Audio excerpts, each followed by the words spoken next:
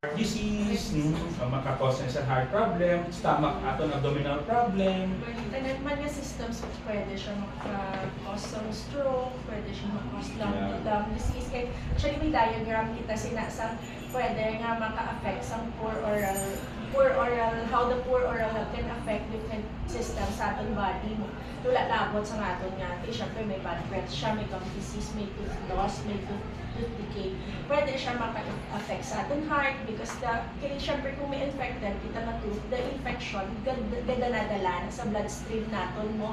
So it could travel to different parts of our body. Pwede din sa throat, pwede sa heart.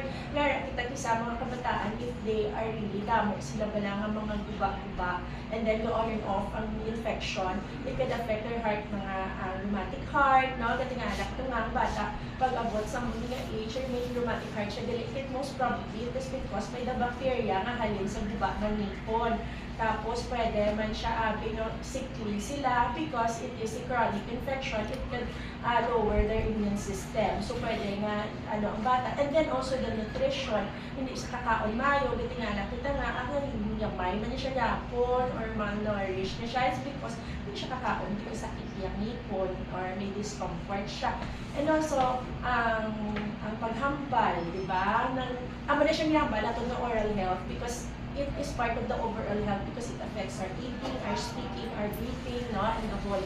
Tapos ang aton man dayon nga ang ilang confidence kung mag-smile sila, nga may mga buting-buting sila or and then especially sa mga teenagers naton kung mag-amo na pala nga ka aloof sila, wala sila kadlaw, indifferent because kaya sila mag-smile because may iba sila ngayon. So it affects the overall well-being of a person. Siya. Do we have data if anong kadamo ang mga problema sa o sa ilang mga ngipon ilang sa Visayas? Actually, ma'am, last na sa Western Visayas, wala kita enough budget or wala kita conduct survey.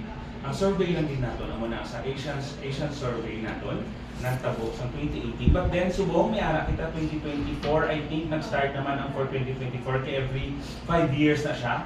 So, for dental caries, we have 72.62 ang ginambal natin nga may dental caries and then 50% ang aton may problem for the periodontal or gum disease. Pwede pala sir sa mga public school, di ba? Mga ara sila sa daw annual na check. Yes. So, we have record for that if I think sa DepEd siguro sinaya ang aton ng mga record for the schools. As well as provide sa inyo sa dito. Actually, may harap na kita sinati sa among reporting, may harap kami sa decay, missing, and failed na total. Pero most, ginaya si dental caries na may harap.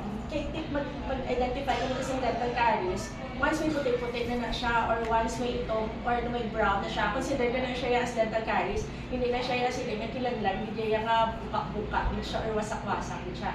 So mostly may ara iya. So kung magputi-puti na siya sa bata or mag-brown spots or the black dot, consider na siya may decay siya. So kasi man na siya sa nag-conduct na survey, mostly ara man kita sa more than 70% may dental caries sa all ages. And then kung sa mga kaya ginaisip na decade na nila tanan. So kung i-unhold mo siya, ara siya gapon sa so almost the same ang trend. Taas din niya. Kaya may ara din. Tanan, di ba siguro may ara, di ba sinigumay lang.